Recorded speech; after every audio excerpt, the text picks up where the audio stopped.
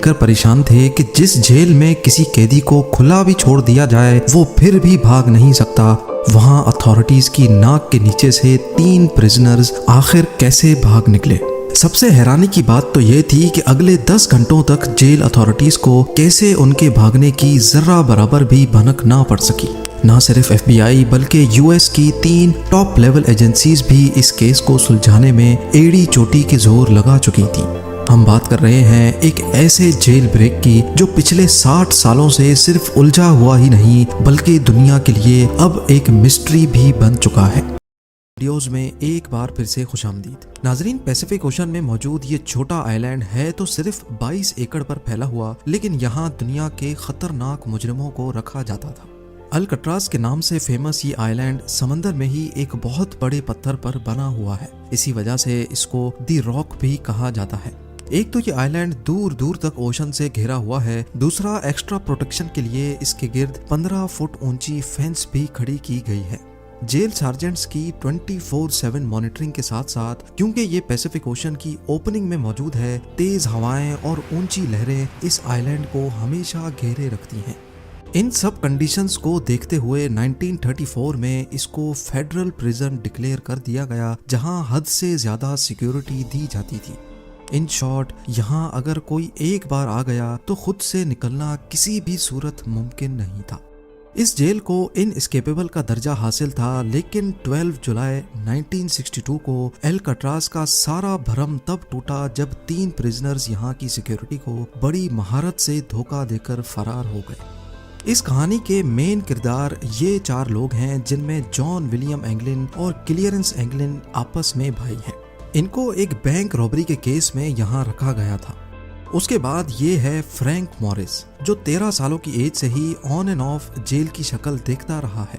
इसको भी अल्कट्राज में बैंक रॉबरी की वजह से रखा गया था। आखिर में ये है एलन वेस्ट, जो पहले भी कई बार दूसरे जेलों से भागने की कोशिश कर चुका है। इसी वजह से इसको मैक्सिमम सिक्योरिटी के लिए अल्कट्राज में रखा गया। एलन वेस्ट इस जेल में काफी अरसे से है, इसी वजह से इसको जेल के कंपाउंड के बारे में दूसरों से ज्यादा मालूम है। अल्कट्राज से भागने का आइडिया सबसे पहले 1960 में एलन वेस्ट ने ही अपने इन साथियों को बताया था। एलन ने जेल के ब्लॉक बी में एक लूप होल तलाश किया था, जहां से उनका भागना शायद किसी हद तक मुमकिन था। अब मसला ये है कि ये चारों लंच ब्रेक वगैरह में मिलते तो थे, लेकिन इनके सेल्स ब्लॉक बी में नहीं थे। ये चारों कोशिश में लगे रहे कि इनको ब्लॉक बी में शिफ्ट कर दिया जाए। खुशकिस्मती थी इनकी कि जेलर ने इनको ब्लॉक बी में शिफ्ट कर दिया, और वो भी एक दूसरे के बराबर में। इनका पहला टारगेट तो पूरा हो चुका था। चारों प्रिजनर्स एक साथ ब्लॉक बी में शिफ्ट हो चुके थे। अगले 2 सालों तक ये अपने अपने सेल्स के अंदर ही क्या खिचड़ी पकाते रहे, इसकी किसी को कानो कान खबर ना पड़ी। 12 जुलाई 1962 को रूटीन के मुताबिक सुबह के 7 बजे जेल स्टाफ तमाम प्रिजनर्स को उठाने के लिए निकले। असेंबली में काउंटिंग की गई तो इनमें 3 प्रिजनर्स मिसिंग थे। जब स्टाफ ने तमाम सेल्स को दोबारा से चेक किया तो ब्लॉक बी में एंगलिन ब्रदर समेत फ्रैंक मॉरिस को अपने ही बेड पर सोया हुआ पाया। उनको ये बात बिल्कुल भी नॉर्मल नहीं लगी और उन्होंने सेल के अंदर जाकर उनको उठाने की कोशिश की।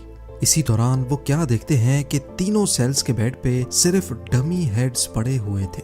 जी हाँ, वो तीनों भाग चुके थे और उन्होंने सोप, प्लास्टर और कंक्रीट के मिक्सचर से बना ये डमी हेड रख दिया था। इनमें से एक हाथ लगने की वजह से जमीन पर गिरकर टूट भी गया, जिसको इस फोटो में भी देखा जा सकता है। ये मंजर देखकर पूरे जेल स्टाफ के होश खता हो चुके थे। उन्होंने ये समझकर कि प्रिजनर्स आइलैंड से बाहर तो जा नहीं सकते, पूरे आइलैंड की छानबीन शुरू कर दी, लेकिन कहीं भी उनका नामो निशान ना मिल सका। सबको एक ही चीज सताए जा रही थी कि इतनी हाई सिक्योरिटी में एक भी नहीं 3 प्रिजनर्स भागे तो भागे कैसे। याद रहे कि इन भागने वालों में एलन वेस्ट नहीं था, जिसका असल में ये सारा प्लान था। इन्वेस्टिगेशन टीम बुलवाई गई और FBI को भी रिपोर्ट किया गया। ये देखा गया कि तीनों अपने सेल की दीवार में लगे छोटे वेंट को तोड़कर बाहर निकले हैं। हैरानगी तो तब हुई जब दीवार की परली साइड पर 3 नहीं बल्कि 4 सेल्स के वेंट डैमेज थे। जी हाँ, ये चौथा वेंट एलन वेस्ट के सेल का था, जो किसी वजह से अपने वेंट से बाहर निकलने में नाकाम रहा था। एलन वेस्ट को अब अच्छी तरह मालूम पड़ चुका था कि उसके बचने का कोई चांस नहीं है। लिहाजा उसने इसी बात में अपनी भलाई मानी कि इन्वेस्टिगेटर्स को सारा प्लान बता देना चाहिए। यहीं एलन ने एतराफ़ किया था कि सारा प्लान असल में उसी का था। उन्होंने ये डमी हेड्स बनाए थे और इसमें लगे बाल उन्होंने जेल के अंदर हेयर कट के दौरान ही चुराए थे। चारों सेल्स की बैक वॉल पे एक छोटा वेंट था जिसकी साइज 5 बाय 9.5 इंच थी। एलन को इन सेल्स का लूप होल मालूम था क्योंकि वो जेल की मेंटेनेंस में भी काम कर चुका था। उसको मालूम था कि इसकी दीवारें सिर्फ 6 इंच मोटी हैं और वेंट के सुराख को आसानी से बड़ा किया जा सकता है। 6 महीनों से चारों प्रिजनर्स मौका ढूंढकर इस वेंट के गिर्द सुराख करते थे। वो किचन से चुराए हुए चमचों की मदद से ये काम करते थे, जबकि आखिर में इन्होंने जेल के वैक्यूम क्लीनर की मोटर से एक ड्रिल मशीन भी बनाई थी। वो इस खुदाई को सीक्रेट रखने के लिए इसके आगे अपने म्यूजिकल इंस्ट्रूमेंट या फिर कोई सामान रख देते थे। ये सारा काम खास तौर पर म्यूजिकल आवर के दौरान किया जाता था, जब जेल ब्लॉक में काफी शोर शराबा होता है। वेंट एक कॉरिडोर में निकलता था जहां कोई सिक्योरिटी नहीं थी। यहाँ से एक ड्रेन पाइप सीधा ब्लॉक की छत पर जाता है जहां वो अक्सर मेंटेनेंस के लिए काम करते थे। एल्काट्राज में प्रिजनर्स को बिजी रखने के लिए उनसे मेंटेनेंस का काम करवाया जाता था। ये चारों प्रिजनर्स भी मेंटेनेंस करने छत पे जाया करते थे और इस बहाने वो अपने भागने के प्लान के लिए हर छोटी से छोटी चीज का जायजा भी लेते थे। छत से वो एक और पाइप को यूज करके नीचे उतरे और फिर आइलैंड की 15 फुट बड़ी फेंस को टॉप कर भाग निकले। उन्होंने अपनी सारी तैयारी पूरी कर रखी थी। रबर रेन कोट्स को जोड़कर अपने लिए एक इन्फ्लेटेबल राफ्ट भी पहले से ही बना रखी थी। ये रेन कोट्स जेल एडमिनिस्ट्रेशन की तरफ से ही दिए जाते थे, जो वो बहाने बहाने से इकट्ठे करते जा रहे थे। इसके अलावा रेन कोट से ही उन्होंने अपने लिए लाइफ जैकेट की तरह कोई चीज भी बनाई थी, जो कि राफ्ट के काम ना करने पर उनको पानी में डूबने से बचाएगी। पर एफबीआई के लिए असल सवाल अभी तक यही था कि भागने वाले प्रिजनर्स अब कहाँ हैं। उनके चौथे साथी एलन वेस्ट ने बताया कि प्लान के हिसाब से इनको सबसे पहले एल्काट्राज के नॉर्थ में एंजल आइलैंड से गुजरकर मेन लैंड में उतरना था, जहां सिक्योरिटी ना होने के बराबर होती है। वहां से इनको एक गाड़ी और कुछ कपड़े चुराने थे। एल्काट्राज के गिर्द सारे मेन लैंड्स पर छानबीन की गई, लेकिन कहीं से भी चोरी या रॉबरी की कोई रिपोर्ट नहीं मिली। इम्पॉसिबल सिक्योरिटी को चकमा देकर भागने वाले प्रिजनर्स को समंदर निकल गया, या फिर एलन वेस्ट की कहानी भी एफबीआई को चकमा देने के लिए बनाई गई थी। उन तीनों का कहीं कोई नामो निशान नहीं मिल रहा था। ब्लॉक बी की छत पे मौजूद फुटप्रिंट्स, जहां ये सारी चीजें बनाई गई थी, वो सीक्रेट वर्कशॉप और जिस पाइप पर लटक कर वो नीचे उतरे थे, उस पर पैरों के निशान देखकर ये तो वेरीफाई हो गया कि एलन वेस्ट की कहानी झूठी नहीं है। अब एफबीआई के साथ साथ coast guards, bureau of prison और यूएस मार्शल सर्विस को भी इस केस में शामिल करके समंदर में प्रिजनर्स को ढूंढना शुरू कर दिया गया, पर उनको कहीं भी ना प्रिजनर्स मिले और ना ही कोई राफ्ट या फिर लाइफ जैकेट। ये पुलिस केस से हटकर अब एक मिस्ट्री केस बनने जा रहा था। अगले 4 दिनों में कोस्ट गार्ड्स को तैरता हुआ लकड़ी से बना एक पैडल मिला, जो कि माना जाता है कि उस राफ्ट का ही पार्ट है। उसके बाद रेन कोट से बने 2 बैग्स भी मिले, जिसमें प्रिजनर्स का पर्सनल सामान जैसा कि फैमिली फोटो और लेटर्स वगैरह मौजूद थे। इससे ये अंदाजा लगाया गया कि तीनों प्रिजनर्स जिंदा मेन लैंड पर नहीं पहुंचे, क्योंकि ये आइटम्स ऐसे हैं जिनको कोई भी प्रिजनर आसानी से नहीं छोड़ता।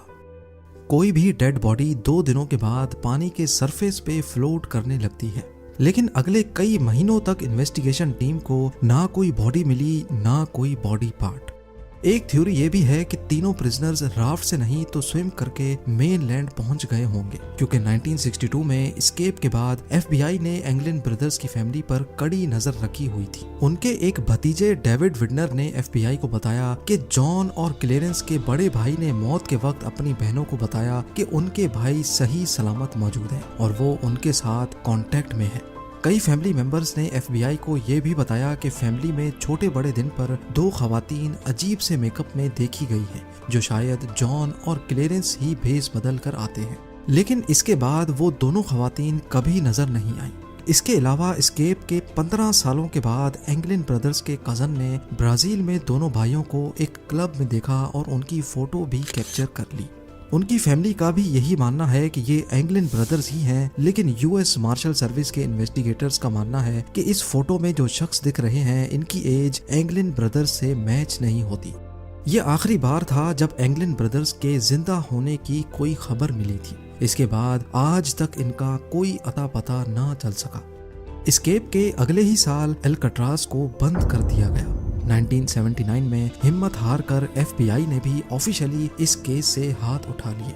अब सिर्फ यूएस मार्शल सर्विस है जहां ये केस अभी तक खुला हुआ है, और ये तब तक खुला रहेगा जब तक या तो प्रिजनर्स पकड़े नहीं जाते, उनकी डेड बॉडी नहीं मिलती, या फिर उनकी एज 99 नहीं हो जाती।